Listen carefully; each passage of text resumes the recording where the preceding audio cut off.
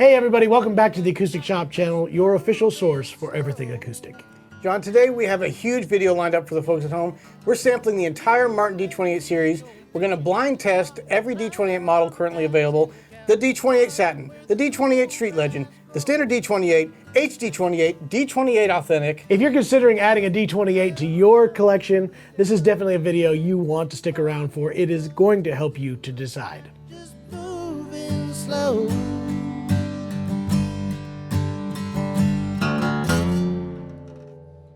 Hey guys, once again, do not forget to hit that like button, comment, subscribe, do all those important things that you're supposed to do, and that way you can get more guitar reviews and acoustic goodies. And Jerry, I think it's time to get started. It's their civic duty. Yeah, it is. Like Jeremy said, we're going to be talking about 5 guitars here. It is going to be the D-28 Satin with a price of $28.99, the D-28 Street Legend, which I'm holding at $29.99, the D-28 Standard, which is $31.99, the HD-28, $34.99, and last, the D-28 Authentic, which is $68.99. 4 of these guitars will have the exact same tone woods. It'll be a Sitka spruce top with East Indian rosewood sides and back, except for the D-28 Authentic, which will now gain you Adirondack spruce top with Guatemalan rosewood for the sides and back. All of them will have a mahogany neck. They will all have an East Indian rosewood overlay. Authentic, which will have that Guatemalan rosewood to match the back and sides. That is true. Binding-wise, there's a few different options here. All of the D-28s will have a 5-ply antique white, black, white, binding, and the HD-28 will have the antique white with herringbone inlay. That's what the H stands for, John. That is true. Where the D-28 Authentic will add, instead of just white, it will be grained ivoroid along with that herringbone trim. As far as the fretboard and bridge, they will all be ebony truss rod. All of them will have an adjustable truss rod except for the D-28 Authentic, which has a T-bar, not adjustable. Keeping it real, John. They're keeping it real. It's authentic. Nut and saddle, all of them will be bone nut and saddle on these particular models. There's a few different options that come on these guitars. Now, the D-28 Satin, the standard D-28, and the HD-28 will all have nickel open gear tuners. The Street Legend will have an antiqued open gear tuner, and then the D-28 Authentic will have Waverly nickel open back tuners. On the bracing of all these, they will all now have the new forward shifted X brace, which is what happened with the Reimagined series that came out in 2018. Except for the HD-28 will have scallop forward shifted braces, and the Authentic will have forward shifted Adirondack spruce braces. So there's a little bit of changes in there on those. Definitely making a little bit of difference in tone too. As far as the finishes, again, the D-28 Satin obviously is going to have a satin finish. So is the D-28 Street Legend. It'll have that same satin finish, but with a pigmented spray on the front to give it that illusion of an old vintage guitar. Street Legend. That's right. The D-28 and the HD-28 will have their standard nitro gloss, and then the the D-28 Authentic will have the vintage gloss, which is a little softer looking, looks more natural of what, and it's the same formulation that they were using on the original guitars. John, being authentic. Be authentic. That's why it's called that. As far as the neck finish, all of them will have a satin finish, except for the D-28 Authentic, which will have that vintage gloss finish. Cases, also going to be a little bit of variance here. All models will have the molded hard shell case, except for the D-28 Authentic, which has a more vintage style hard shell case. It's a beautiful looking case, by the way. The interior on that is gorgeous. Yeah, really nice. All models will now have an 1 3/4 nut width with a 24.5 scale. Well, it's actually 25.4 scale length. None of them will come with pickups unless somebody added one when they ordered them. As far as the big differences from the D-28 that most people know, the D-28 Street Legend will come with that custom Street Legend graphic finish, which looks very old and antiqued. The HD-28 will have the herringbone trim, and the D-28 Authentic will have vintage construction techniques, so they're going to use hide glue, the T-bar, and just kind of that same vintage finish. They're doing it as close to the real thing as possible.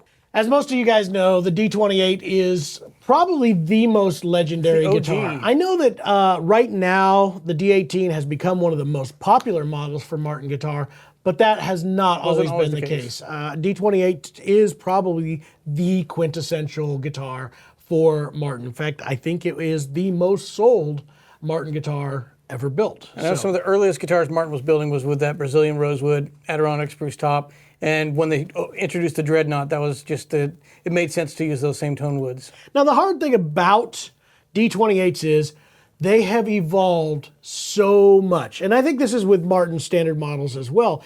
There has been so many changes, which has changed the sound. And honestly, everybody has this picture of what they believe a D28 sounds like, and it's based on the eras of the music they were listening to. There is the pre-war sound. There is the after-war sound. There's the 50s sound. There's the 60s and there's the 70s sound. Honestly, there's a big difference there. And then there's the 80s through that early 2000s sound, which kind of got a little bit more standardized.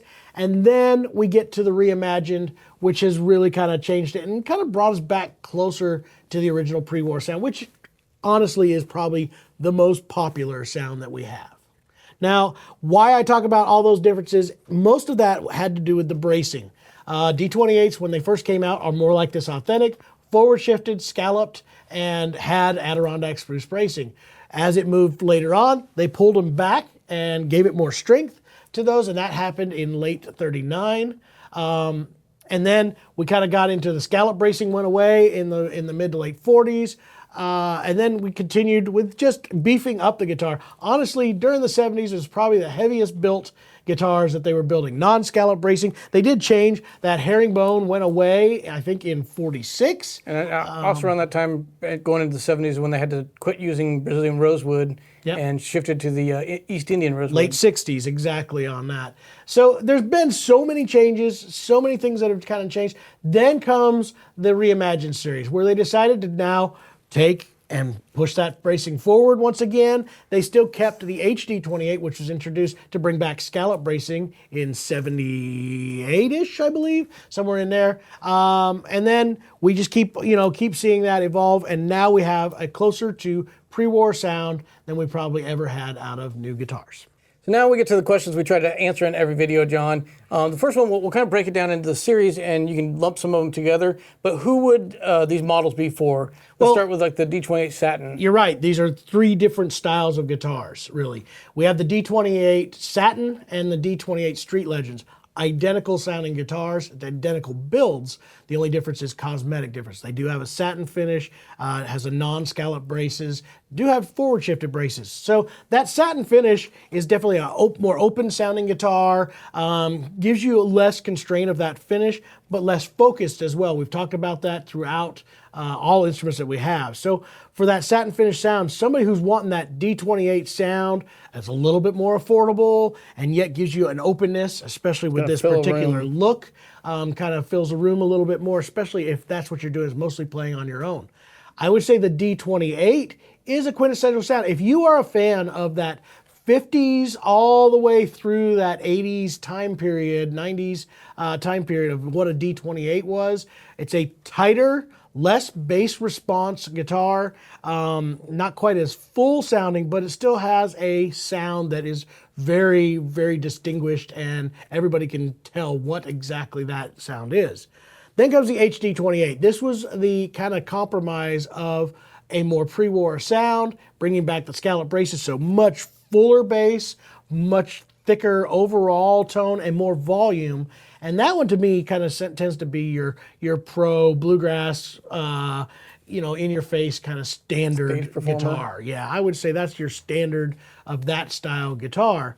Then comes the Authentic. This is the best reproduction of a pre-war guitar that's much more, even though it is very pricey, it's still so much less than what a real one would be. And that kind of gives you that compromise.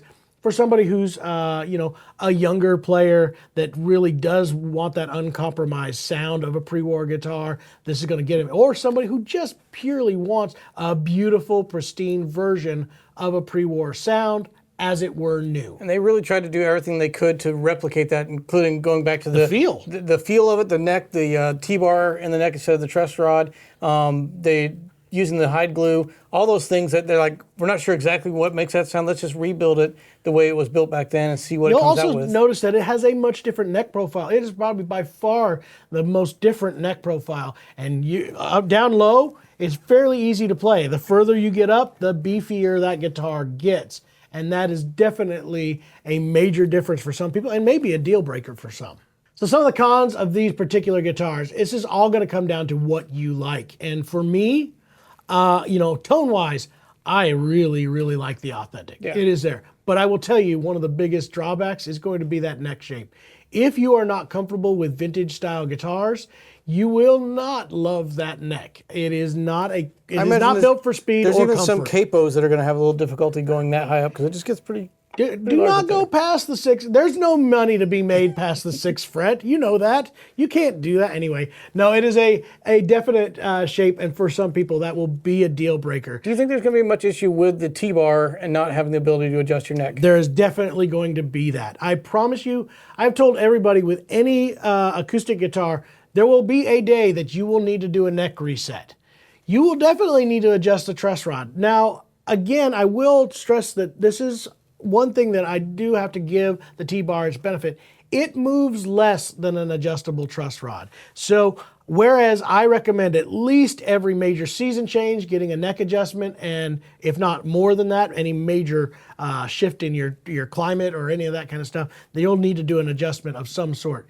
You're not going to see that happen on that guitar. So just kind of plan on it being, now again, it's more stable. But years down the road, and the only way they can really do that is when they do a refret, they have to replane the entire fretboard to give it the right kind of relief that it's supposed to have. And for anybody unfamiliar with T-bar, just imagine like an I-beam, but just without that bottom part of it. So it's just the top. Just steel like embedded in the wood. Embedded in the wood, so it won't let it bend as much as a standard guitar neck would. Absolutely truth. Another thing that you're going to see at cons of this is going to be, if you're looking for the satin finish doesn't sound like any of the vintage instruments. It's its own entity. So if you're looking for a more vintage sound of what we hear the D-28 to sound like, this is going to be less of that. It's still going to have some of that character. Obviously, it's going to have that character because it's the same woods that we were using for so many years, Indian rosewood and Sitka spruce tops. That's a pretty well-known combination. But that's a less focused sound than the standard D-28. Now, its drawback, the standard D-28, is that it's not scallop braced, so it's lacking some of the lows. Again, not necessarily bad things. Some people prefer that more defined, tight low end, where the bigger HD-28 is going to sound fuller, bigger and just rounder sounding all the way across. And obviously we've talked about the cons about the Street Legend. Some people despise it. They hate the look of it and pretending that it's an old guitar when it's not. More and more and more. So that could be a con depending on who you ask. Yep. You know, the question that we always ask is, what do these instruments compare to? You want to know what they compare to? Normally we compare other instruments to the HD-28. It's the D-28. It's a D-28. This is classic Martin guitar. This is what we expect to see out of Martin, and it has to be that. There is definitely a major shift, though, when we talk about the Authentic. The Authentic is absolutely the quintessential boutique level guitar. This is taking Martin out of the standard, more of a mass-produced guitar. They're still hand-built, they're still very well done, and it's not what I would truly call mass-produced, but they're building large numbers of guitars. And the Authentic is a whole nother step. That's just, they're doing it in a different facility inside the building. They're doing it with different techniques. Everything about that guitar is at that boutique top level of how Martin builds guitars. So in order to help you guys kind of distinguish the major difference between all of these variations of the D-28, we thought the best way to do this is going to be a blind test, where we're going to do like you've seen us do before, where we play one song. It will swap all throughout the different guitars so that we can see if you can hear the differences and which one you like before you just see it. You may find this ugly looking guitar right here may be your favorite one. I don't know. It's probably unlikely that most people are going to get a chance to have all 5 of these guitars in a room. It's unlikely that we're going to have all these guitars. We had to film while we had them, that's for sure. We had to hold some of these guitars in order to not ship them out, just so we can get this video done. These are not easy to get. In fact, I believe, I was looking on the website right now, Martin has this guitar as sold out. We have one, but it is not available in very many places. A great opportunity to do like this comparison, and we're going to do a blind test and just see which one you prefer.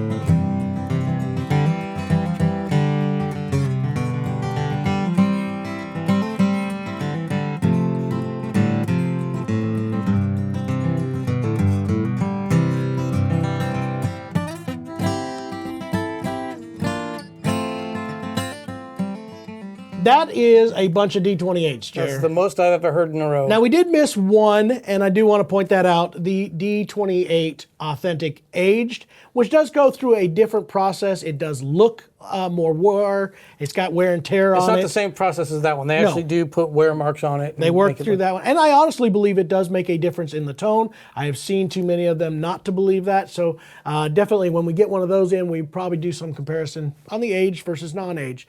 But if this is your first kind of run through the Martin guitar series, we did make a video on a Martin guitar buyer's guide where we talk about most of the different models inside the lineup. There's so many different number variations and what do those mean? Where they're What are the manufactured. guitars? Exactly. So it's kind of just an overall view of what Martin guitars are. We made that video and you can click it right here.